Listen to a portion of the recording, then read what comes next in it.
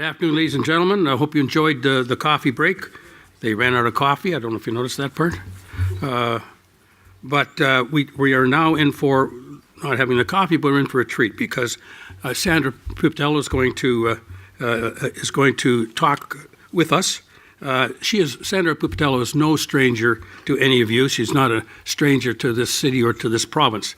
She served, of course, as Minister of Economic Development for the Ontario government.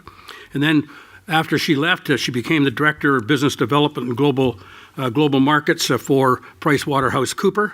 And in June of this year, she takes up, as well as her responsibilities at Pricewaterhouse, she's going to be CEO of WindsorEssex Economic Development Commission, with the likelihood of a new bridge to link Ontario to Michigan and the growth area around the Windsor area.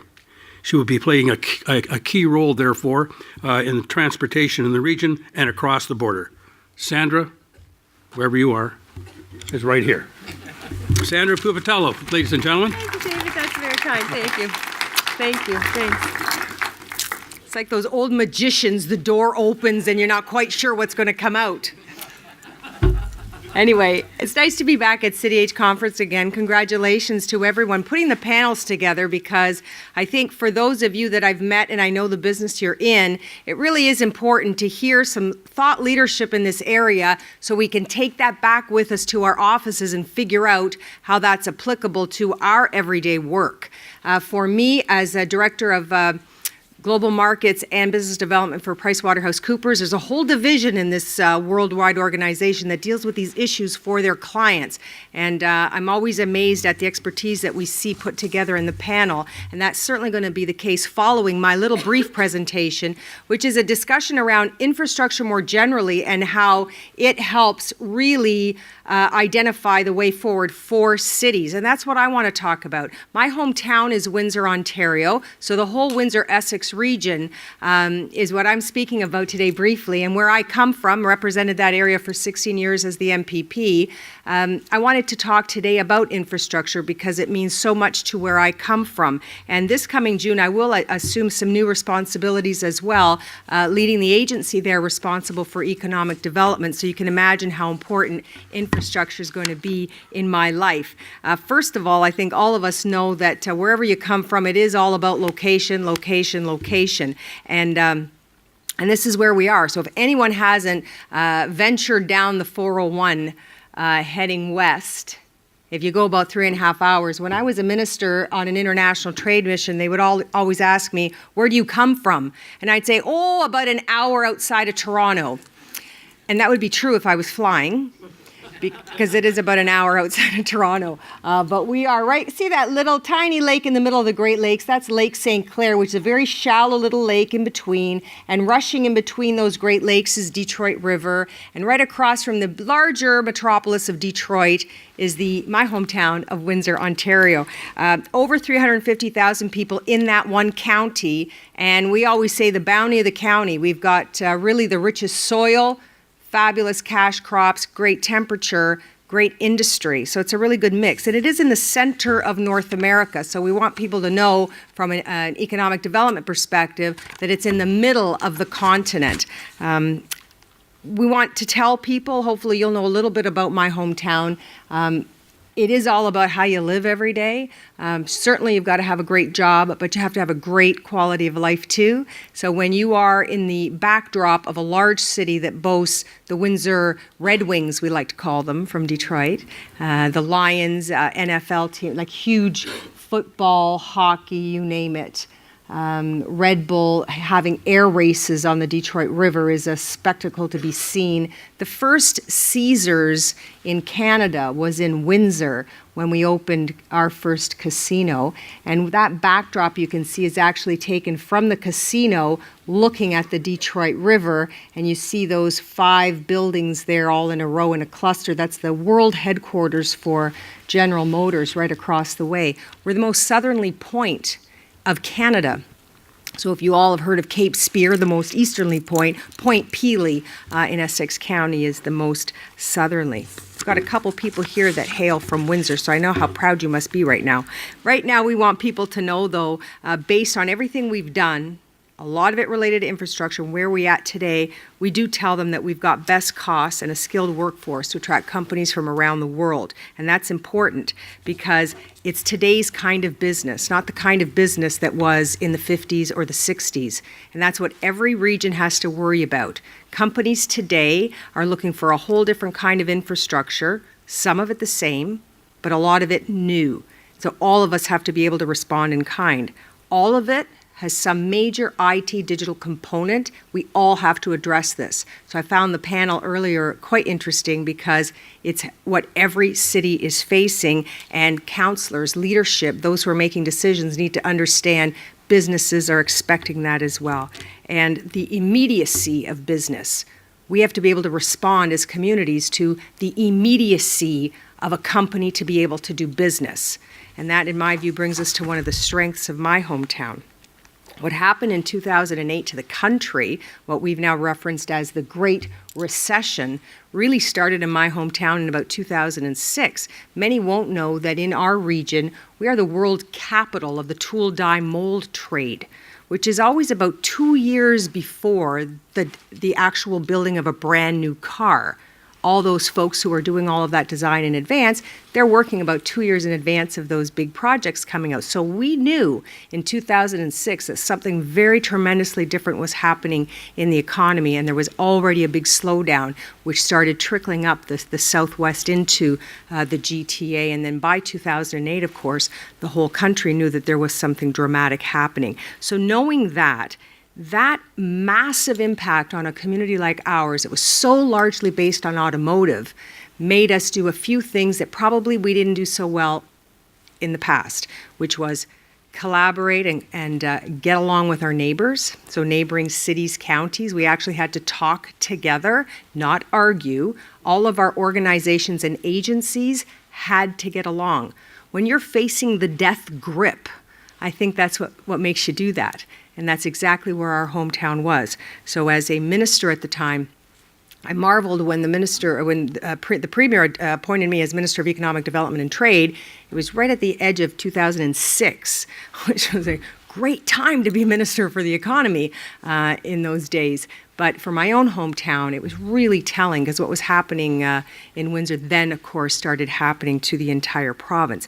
It made us become much more introspective than we've ever been. So we had to start looking at what we say is playing to your strengths. So you have to have a really hard look at figuring out what is it? What are our strengths? Understanding that the basis and how everyone knows us is the car town. We're the automotive capital of Canada. Well, what really does that mean? When you recognize that what's changed over time about a car, really the only thing that keeps changing is the IT. That's what keeps getting better. So consequently, when we had to have a really hard look, we've got a great base for the IT industry in WindsorEssex.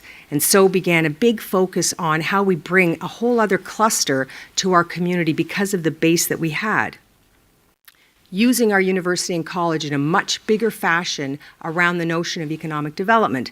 They've always been, but really putting that emphasis and make them part of the structure. So when you're in the GTA, for example, biggest cluster of post-secondary institutions, they must be embedded in the agencies around economic development and what communities want to do when it comes to that kind of growth. It helped, of course, I think that we had the folks who were representing at all levels of government had to get along.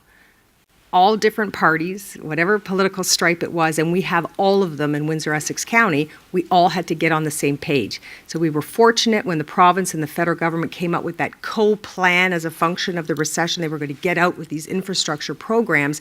We were able to all agree on what those projects of infrastructure were going to be. This would have been unheard of even 5 years beforehand. So when we knew we were going to put $30 million into the local airport because we had to expand the runway and do all of these things, that ultimately allows us to build a whole other cluster around aerospace, like MRO facilities, building an airport cargo for all of the industries that we have around there. When we looked at medical device manufacturing, for example, we're building a brand new, and it's open now, and we've had our first graduating class of new medical students at the new medical school. So tying in the precision of manufacturing, which is what we had, and being able to take that to aerospace, because the precision in automotive really rivals aerospace today. We knew that we could move our manufacturers into the aerospace industry, and then we could move them into the medical device industry. So it really took that kind of creative thinking to focus on that asset review and then figure out how that lines up with what industry potential there is. Overall, we had to say, okay, so what's really good about where we come from? And take a really hard look by comparison. Leadership doesn't want to do this typically because you never want to do it unless you know you're going to come out on top. Sometimes it's really good for leadership not to come out on top so that you can focus on where you need to do better. And this was a really great exercise for our area to discover that actually facility operating costs, for example, are really virtually the lowest in the nation. And people should know that. When it's a slow economy in North America, items like this actually matter. Land costs, for example, will stun you if I told you that you could find industrial serviced land in Windsor-Essex between $30 and $75 per acre. Should I repeat that? Because I know you don't believe me. $30 to $75 serviced for industrial land per acre. Would you guess that in Windsor-Essex, you've got 10.5% of the population with full bilingual skills versus 8 for Toronto? And as far as living costs, because in the end, when people come to live in wherever they're going to live, it is about how they live. So I just wanted to tell you again, I may have to go slow because being in the GTA to talk about this, people are going to have a coronary or something. But the affordableness of living is important as well. Housing costs. When you can line Windsor up against some major cities in Ontario, Windsor actually fares very well. Lowering entertainment costs, commute costs, the time for commute, those things actually matter to whether you get home and how many baseball games of your kids you actually get to see. And indeed, just last week, there was another announcement about the average house cost, $172,000. I have to tell you a little story. Last week, there's a street, Christina knows where Lincoln Road is in Windsor. And that's a street that would rival a really cool street in the Beaches. 2 people were selling each of their houses on the same street. One person put the ad in the local newspaper and they listed it around $289,000. The second one listed it for $100,000 more, but only listed it in the Toronto paper. Somebody from Toronto snatched up that house, landed on that street, talked to the neighbors and realized he paid $100,000 more than he should have. And it was simply because no one would believe that you would have a house of that kind for that kind of money. So we thought that that was just a great story. Which tells you how you should be advertising your home sales, no kidding. In any event, but from an economic perspective, these things actually matter. But where do executives want to spend their time? Where do people want to retire? And when I tell you that there are 122 golf courses when you include Windsor-Essex and Northeast Michigan, it's actually quite incredible because the season is much longer as well. You got a lot more time. Bigger growing season. Usually our tulip bulbs are out 2 weeks earlier than the rest of the province and certainly the country because we're just so south. And all of these things ultimately matter in terms of what kind of life you can live.